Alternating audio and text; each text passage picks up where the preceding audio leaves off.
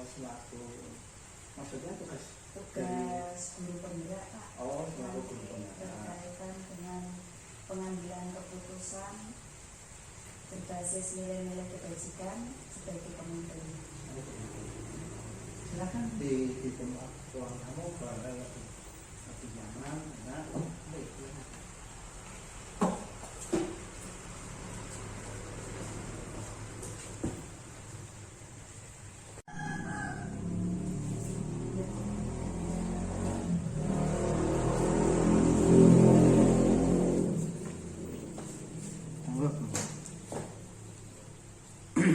Monggo dilanjut. Iya.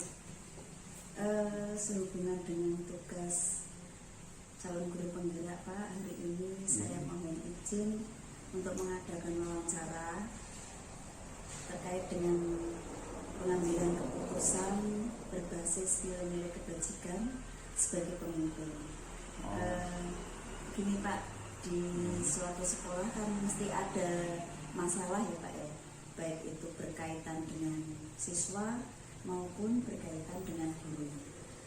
Nah, masalah itu kadang untuk membuat keputusan kan kadang ada dilema ya Pak ya, dilema etika maupun rujukan moral. Kadang bingung untuk memutuskan benar sama-sama benar. Nah, berkaitan dengan itu saya ingin belajar dengan Pak Munanto bagaimana Bapak cara mengambil keputusan. Monggo, silakan. Di sini saya menggunakan acuan pertanyaan sesuai dengan tugas saya Pak. Yang pertama, selama ini bagaimana Pak Munanto dapat mengidentifikasi kasus-kasus yang merupakan dilema etika atau rujukan moral? Berdasarkan pengalaman saya selaku kepala sekolah di SD Pekunsen, itu pernah memang saya kasus semacam itu ada, memang sangat membingungkan. Maka penyelesaiannya yang pertama, saya harus melihat permasalahan itu secara detail, tidak hanya secara sepihak. Artinya dari sudut pandang saya sendiri, tentunya saya akan bekerja sama dengan pihak-pihak yang lain, misalnya guru kelas atau guru-guru yang lain. Misalkan bisa juga tinggal permasalahan itu terjadi pada siswa, orang tua selaku wali murid, atau pada gurunya kan begitu. Itu yang poin saya. Kemudian selama ini Pak, bagaimana Pak Munanto menjalankan pengambilan keputusan di sekolah, terutama untuk kasus-kasus di mana ada dua kepentingan yang sama-sama benar atau sama-sama mengandung nilai kebajikan? Semuanya baik ya. Iya. Oke. Saya akan menggunakan beberapa prinsip dalam menyelesaikan hal yang semacam ini. Tentunya etika berpikir itu juga merupakan suatu prinsip. Kemudian melakukan langkah-langkah pengkajian konsep dari suatu problem tersebut sebelum saya mengambil suatu keputusan. Itu poinnya di situ. Terus prosedurnya Pak, prosedur seperti apa yang biasanya Pak Munanto lakukan? Beberapa prosedur yang perlu dilalui. Pertama, saya harus mengenal terlebih dahulu nilai-nilai yang bertentangan itu dari sudut yang mana. Yang kedua, menentukan siapa saja yang terkait dengan suatu problem tersebut. Apakah di situ ada guru banyak, siswa, katakanlah stakeholder yang ada, saya pahami dulu. Kemudian yang ketiga, mengumpulkan fakta yang sesuai atau relevan, atau katakanlah itu sebagai data bagi saya. Kemudian melakukan uji paradigma benar dan benar.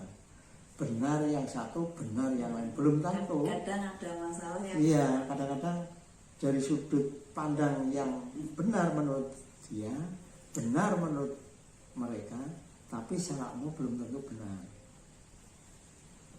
Kemudian menyelesaikan dengan menggunakan prinsip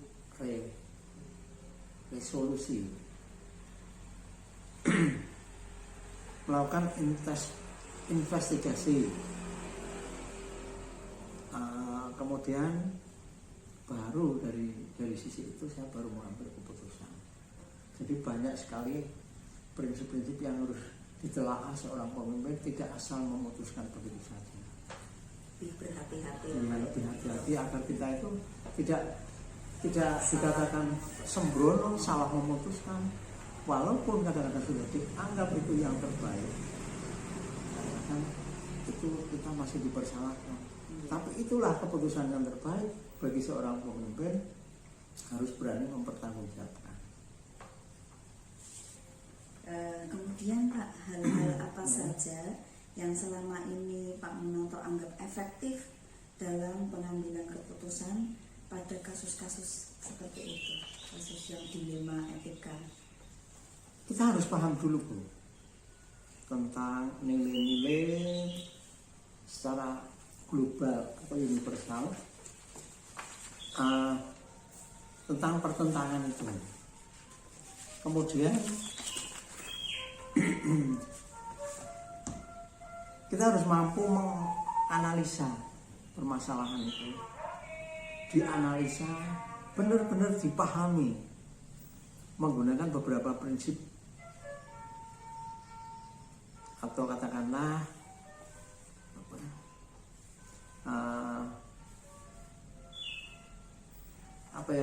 dalam bahasa Inggrisnya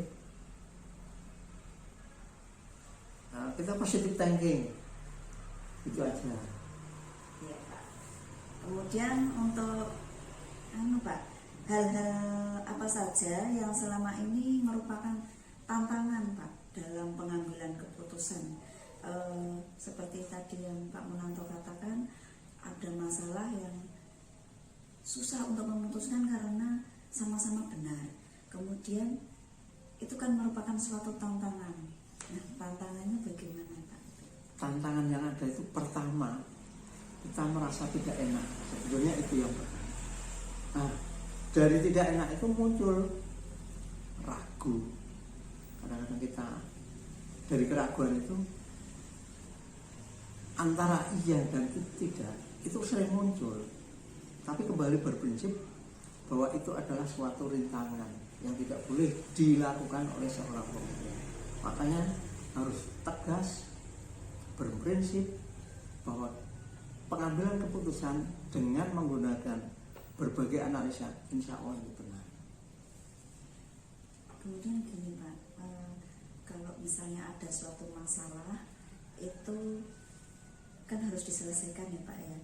Pak Munanto punya tata kala atau jadwal tertentu dalam menyelesaikan sebuah kasus, begitu apa tidak? Kalau saya jelas, saya targetkan dengan jeda waktu. Jeda waktu artinya harus saya jadwalkan. Begitu saya paham akan suatu problem, nah saya mengambil waktu yang saya tentukan. Jawaban itu akan saya berikan, saya jadwalkan pada yang dalam pekerjaan masalah tersebut. Biasanya menyelesaikan masalahnya itu langsung di tempat atau bagaimana Pak? Atau misalnya memiliki sebuah jadwal untuk menyesuaikan, menyelesaikannya, kemudian bentuk prosedurnya juga bagaimana yang Pak Munanto jalankan?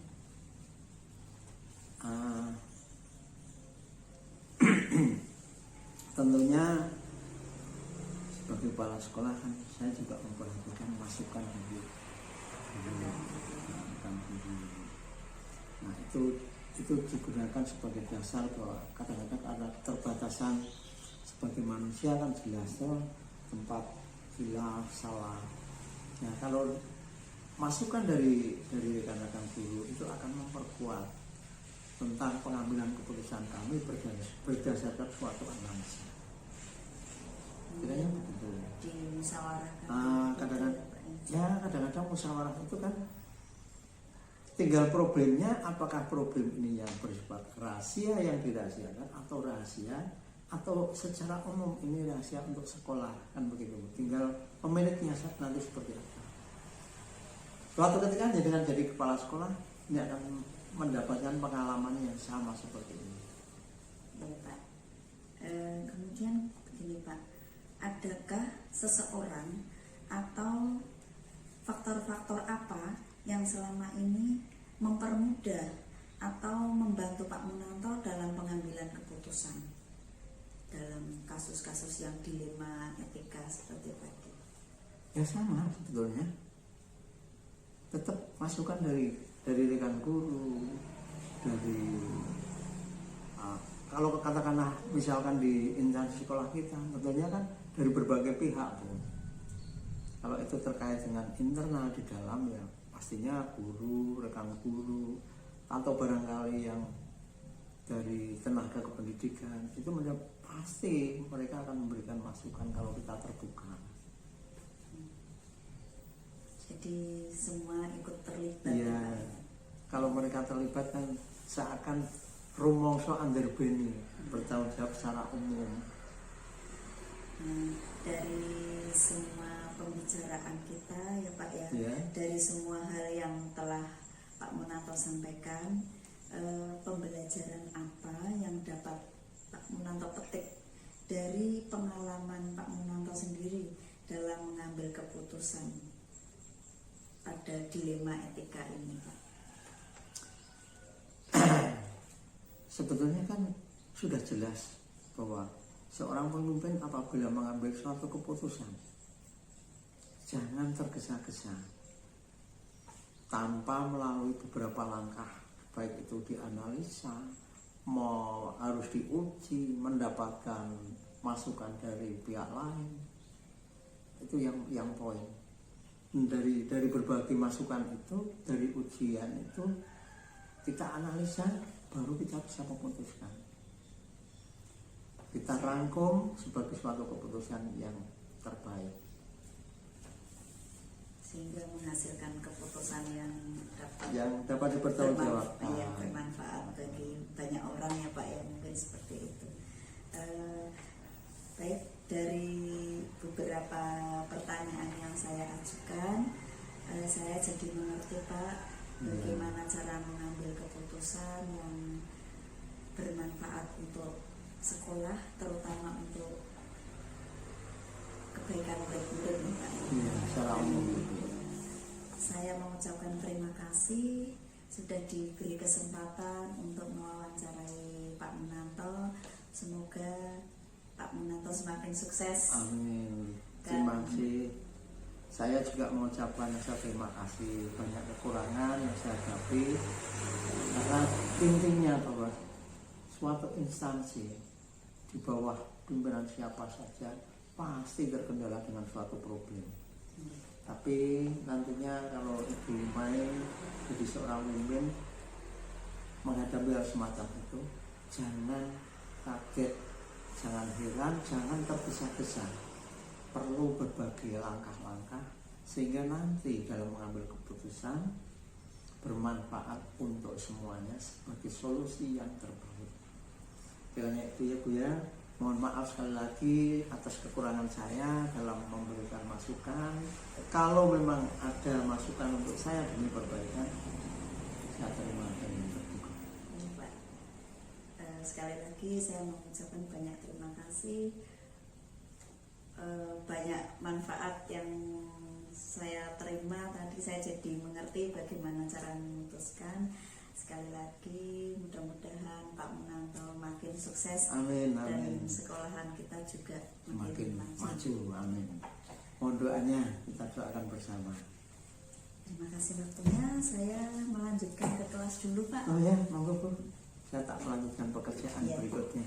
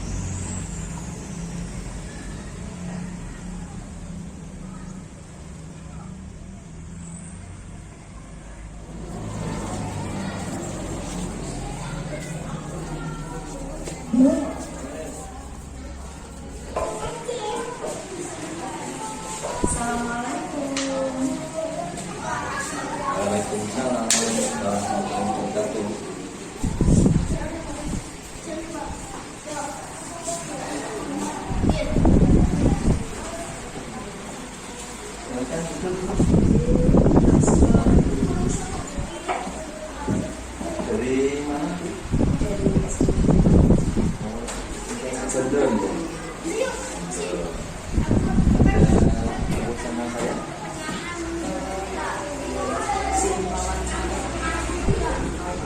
Oh, monggo silakan. Oh baik, baik. Pak, kedatangan saya ke sini ingin mewawancarai Bapak sebagai kepala sekolah Ya.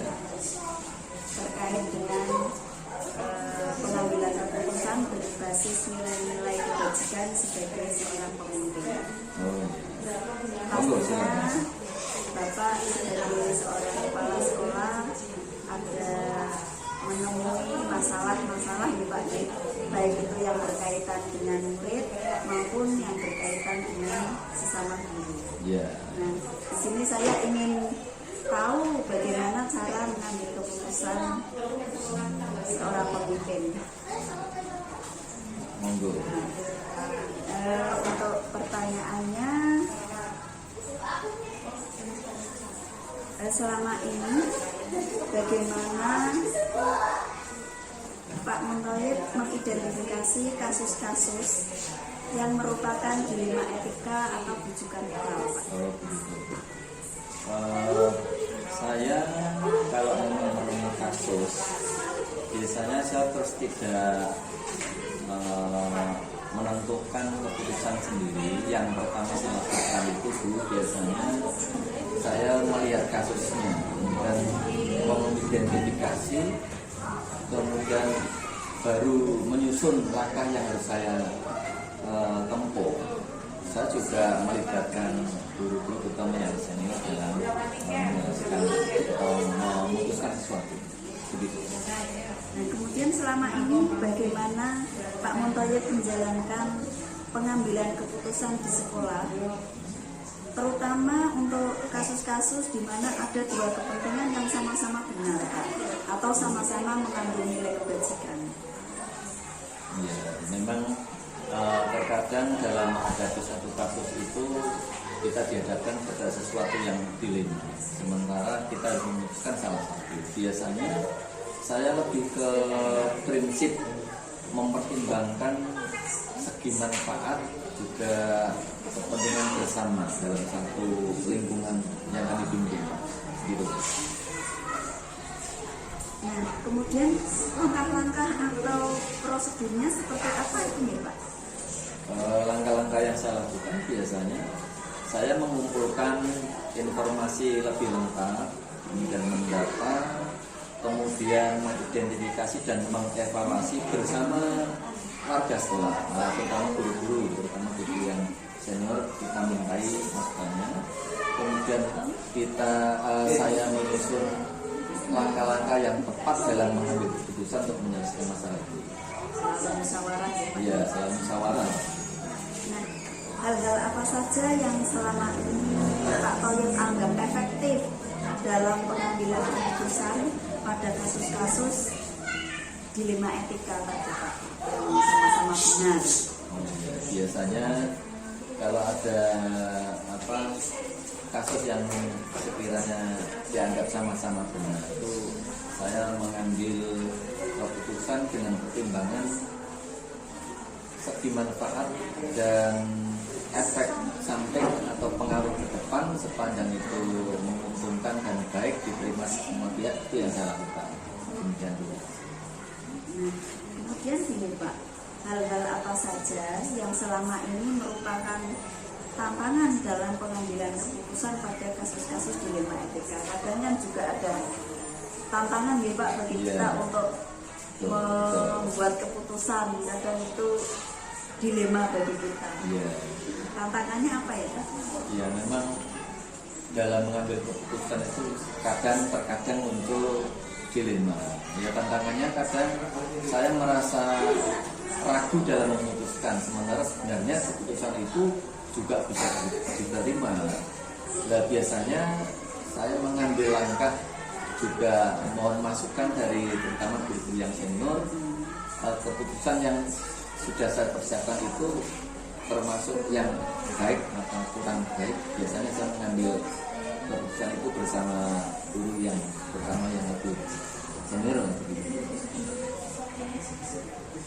Biasanya soalnya ada Iya. pro kontra ya Pak. Ya, kontra. Kemudian gini Pak, dalam suatu masalah itu tadi perlu pengambilan keputusan ya. Nah Pak Montoyo itu memiliki sebuah tata kelola atau jadwal yang khusus, jadwal tertentu dalam sebuah penyelesaian kasus apa tidak? Biasanya Bu, kalau ada kasus itu saya melihat kasus itu sendiri. Kalau memang perlu penanganan segera, ya kami segera tindak lanjut lah, begitu sambil tindakan. Kalau sekiranya kok bisa ditunda, ini mestinya saya lebih mempersiapkan untuk penyelesaian kasus itu, terutama juga melibatkan guru-guru lah begitu. Biasanya diselesaikan langsung di tempat atau bagaimana itu Pak? Biasanya tidak, makanya tergantung kasus itu ya. Kalau memang perlu penanganan cepat ya langsung bisa selesaikan dengan cepat. Kalau tidak ya kami membuat jadwal, tentu saja tidak terlalu lama biasanya. Yang penting kita selesaikan, tidak terus kasusnya tertunda, tidak. Kemudian bentuk atau prosedurnya bagaimana itu Pak? Prosedurnya tentu kita tidak lepas dari tupoksi kita sebagai kepala sekolah dan guru ya. Jadi satu tupoksi, yang kedua norma dan etika yang berlaku di lingkungan kerja, juga lingkungan masyarakat setempat, itu yang kita pakai. Kemudian gini Pak, ada atau tidak seseorang atau faktor-faktor apa yang selama ini mempermudah atau membantu Pak Montoyo dalam pengambilan keputusan? Dalam mengambil keputusan memang ada faktor-faktor yang membantu saya dalam menyelesaikan suatu masalah. Ini terutama pelibatan para guru ya. Jadi mesti mereka juga ada masukan buat membantu penyelesaian kasus itu. Itu. Sekarang ini Pak, dari semuanya tadi yang telah Bapak sampaikan, pembelajaran apa yang dapat Pak Montoyo petik dari pengalaman Pak Montoyo dalam mengambil keputusan dilema etika tadi Pak? Baik. Memang dalam pengambilan keputusan ini di mana sih ya? Dilema. Iya, dilema etika. Jadi Dilema etika. sama-sama benar ya Pak, kadang Iya. diputuskannya. Memang kita tidak harus menyelesaikan itu dengan tergesa-gesa. Kita mesti berhati-hati dalam memutuskan sesuatu karena akibat atau efek yang kemungkinan terjadi mesti kita pikirkan. Jadi kalau memang itu bermanfaat bagi kita, bagi orang lain yang mengalami kasus tersebut, tidak ada masalah, malah menguntungkan, itu yang kita pakai. Terutama untuk anak-anak. Anak-anak terutama. Baik Pak, terima kasih sekali atas waktunya sudah mau berbincang-bincang dengan saya. Mudah-mudahan Pak Montoyo semakin sukses Amin. ke depannya. Baik. Ya, barangkali dari wawancara ini bermanfaat bagi saya juga, sekolah yang saya pimpin. Ini saya berterima kasih atas kedatangan itu. Terima kasih sekali. Sekarang Pak, matur suwun. Monggo. Assalamualaikum. Salam.